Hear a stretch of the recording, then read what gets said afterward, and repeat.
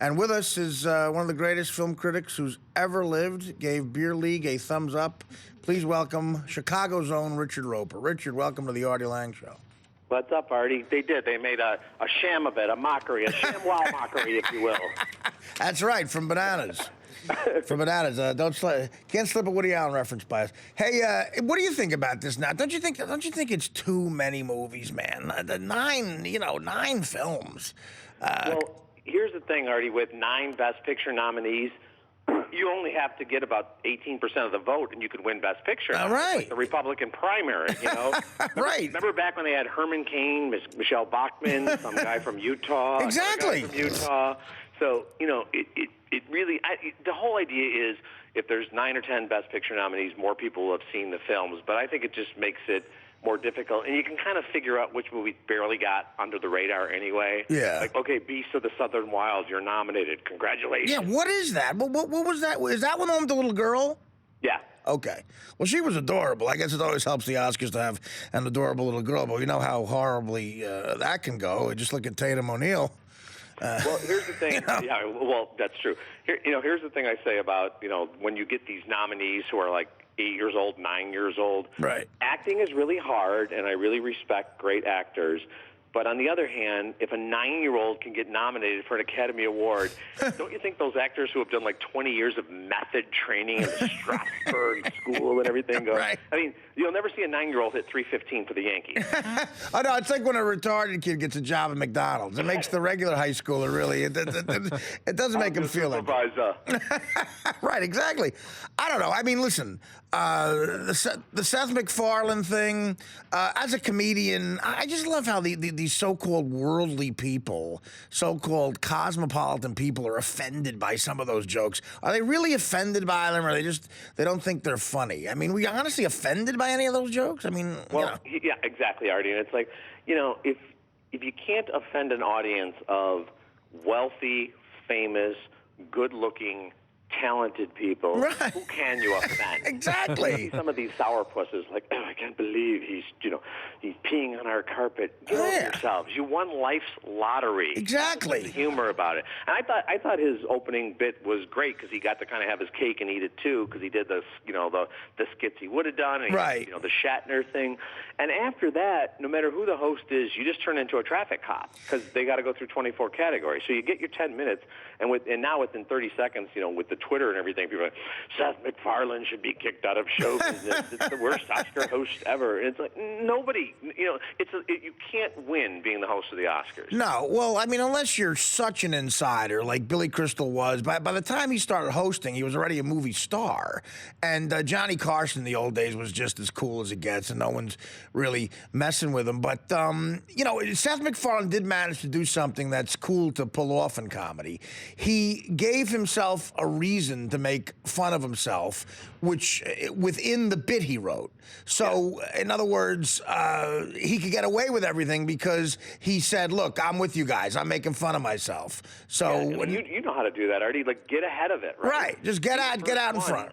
And then no matter what comes after that, people are like, well, we know this guy gets it. Right. So I give him a lot of credit for doing that. I thought it was a brilliant move.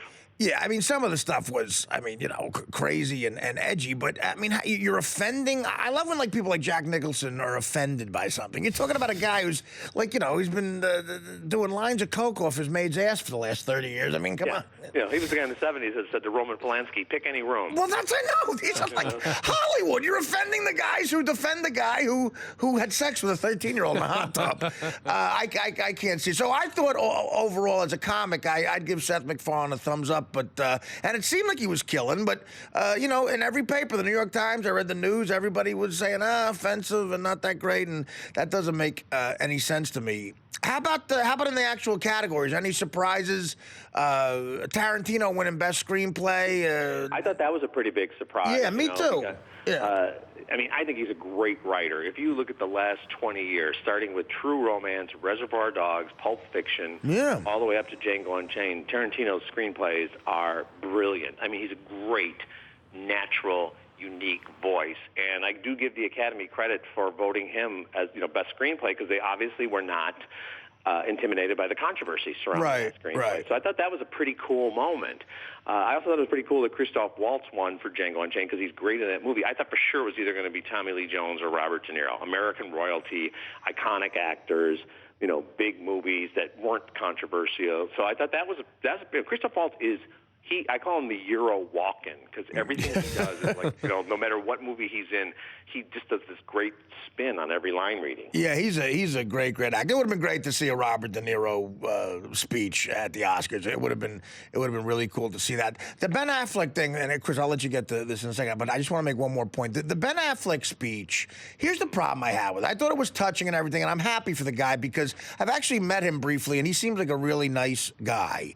But here's the thing. He talks about coming back from adversity. Okay, after Good Will Hunting, he didn't become a homeless crackhead. After Good Will Hunting, he stayed for the last 15 years. He's been an enormous A-list actor who's banged every hot chick on the planet. He didn't go where he's living in a warehouse like the guy in Searching for Sugarman. He's led a fabulous, well-rounded, great life. So I can't really feel bad for him. He became a bit of a joke with Jiggly, but everybody has a few misfires in there. Jiggly. So listen. No, you're right, Artie, because the low point of Ben Affleck's career was he was driving a Bentley and banging J-Lo. Right. That was the low point. That was him at his low point. So he somehow rebounded from that. Right. I can't give him the sympathy there, although I am happy for him. Don't hold grudges in this business. Right. Who are you holding a grudge against? Exactly. I'm sure some people aggravate him, but everybody, they sit up there with Clooney but look, he's a talented guy. I thought The Town was fantastic, and I thought this movie was great, right? Gone Baby Gone, The Town, and Argo. If those three films have been directed by somebody nobody ever heard of, people would be talking about that as one of the great debut trios of any director's career. Right. It was Ben Affleck. Those are all really good films. Yeah, the Town especially, really good stuff. Richard, how does a guy like Affleck get overlooked for Best Director? You're going to have to educate me on this because, it makes no sense. It makes zero sense to me. So how does something like that happen?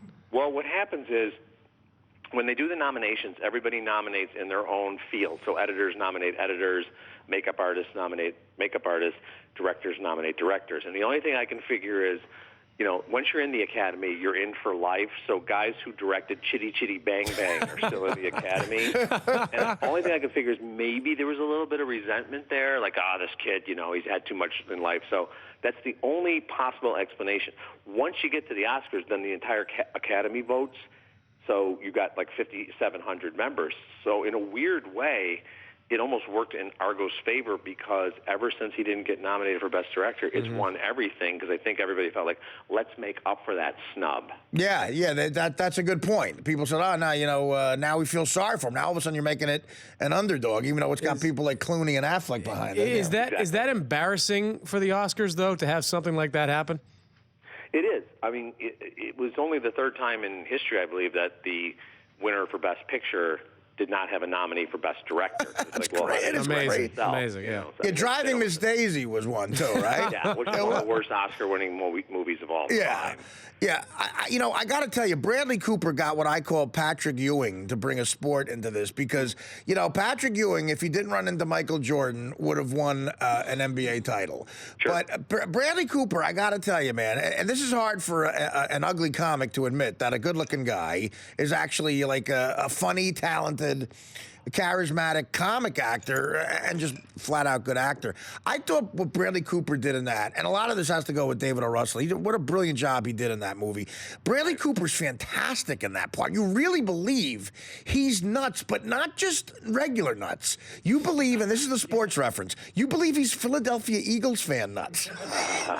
You do. And we saw with Bradley Cooper, who's been really good in mostly comedies. Yeah. Like that kind of crazed intensity where you think, this guy could play a serial killer in a movie. This guy could play a cop in a movie. In a straight dramatic role, he was so good. And chicks would love it. And chicks would love him. But when you're up against Daniel Day-Lewis, you might as well just show up in your pajamas. Exactly. You got Daniel Day-Lewis playing Lincoln. You're up against Michael Jordan. You're not going to win. Yeah, Daniel Day-Lewis won when the poster for Lincoln came out. It was like, okay, that's over.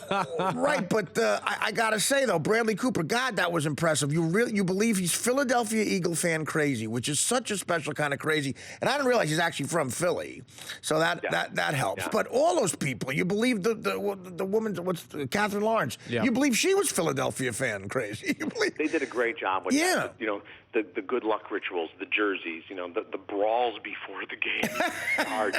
Oh, yeah. It's like, you know, it's a point of pride that, like, well, we got arrested before the game started. Right. When he throws when he throws which novel is it by Hemingway he throws out the window in the beginning about the war, right? Whichever one about the one he wrote about World War I. He throws out the window. That's the ending of this. Yeah. From right there, you had me, and then you wake up and how about De Niro telling the kid with the phone, "I'm going to come back and I'm going to interview you about what it's like to get hit over the head with the phone." Yeah, brilliant, great stuff. It reminded us of why De Niro became De Niro. Yeah. For a whole generation, he's a fucker. You know, and it's like, no, he's the greatest actor in the world. He really is. Yeah, absolutely. You got to educate me on something else too. Like, what is the deal with Daniel Day-Lewis? 3 movies in the last 5 years. Is he that selective, or is he just not that interested? I mean, what's the story? Right? Yeah, he's one of those guys. He's like Brando without the craziness. He's got a pretty good sense of humor about himself. But Daniel Day-Lewis believes that acting is just one thing he can do. So he's interested in other things in life. You know, he famously, after he won his first Oscar, he became a cobbler for 2 years. He said, I want to learn the art of cobbling. Right. And he wasn't doing it for a role. He was doing it just because he thought that would be a cool thing to do. Right. So, you can't beat that. So when he does decide to do a role, it's always, like, perfectly suited for him. He does the whole method thing. Although I did see somebody did a great, there were some great jokes about, like, well, good thing he's not still doing the method thing because you don't want to be Lincoln in the theater. No, you don't. Exactly.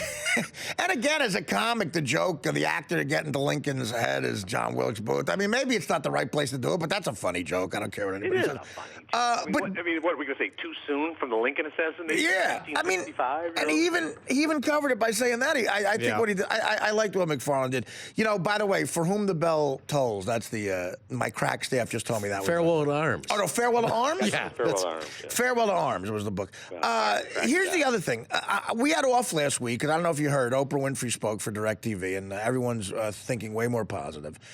So the company had off last week, so I'm flipping through the movies on demand, and I love documentaries, and I swear to God, I knew nothing about this, which is what makes it so great. Like Tuesday or Wednesday night at 3 a.m, I can't sleep, and I see Searching for Sugar Man, which, as a heroin addict, that I'm attracted to that. And I'm like, let me see what this is about. Okay, 70s rock icon, story of a 70s rock icon that never happened. More interesting, because I love rock and classic rock in the 70s in particular. So I watched Searching for Sugar Man, not knowing anything about it. And by an hour and 10 minutes later, I'm crying. Yeah. It was so well done. As a documentary filmmaker, to find a story that good is so rare. But then all you can do is screw it up. That guy told the story so brilliantly, and it was a great story to tell. And by the end of that movie, listen, I bought tickets. I'm seeing him at the Beacon Theater, April 7th. I'm seeing Rodriguez. That's awesome. Well, you make a great point, Artie. A great documentary, when you have an amazing story, the best thing you can do is get out of the way of the story and let it tell itself. And I saw that here in Chicago, Hoop Dreams was a famous unbelievable, yeah. And I like some of Michael Moore's stuff, but other stuff, it's like it became the Michael Moore show. Yeah, he's not making documentaries. He's making sort of semi-nonfiction performance art. But the great documentaries let the story tell itself, and usually a great documentary like that will move you more than any fictional film. Man, I'm going to tell my guys here didn't see it, but and it's hard to explain. I pulled a couple of the songs, some of the original songs by Rodriguez off those 2 albums, and I'm going to play them in the show. But I got at 5 a.m, I woke my girlfriend up because we had nothing to do the next day, and I said, "You have to watch this with me." We watched it again. Then we went on the internet and watched the 60 Minutes piece on this guy Rodriguez. Yeah. And you're right, this guy, the story of how the guy made it and ran out of money. He did all the animation himself. That's a documentary in and of itself. So it's one of those brilliant, rare things where I was so into that and was rooting for it. So in that one, I was real happy for it. But Searching for Sugar Man, if you're in the audience out there, I could not recommend it anymore. I mean, you agree with that, right? Just an amazing piece of work, right? Yeah, a great film. And that's one of the cool things about the Oscars. For small films and documentaries, it still makes a huge difference. In fact, you mentioned, we're talking about Silver Linings Playbook. Right. That movie has made $100 million And when David O. Russell got, even though it's got big stars in it, they never would have thought that movie would have made that kind of money. But it's an 18-week build because it got nominations and it got awards. Right. People go, I want to be a part of that. So that's still one of the cool things about the Oscars.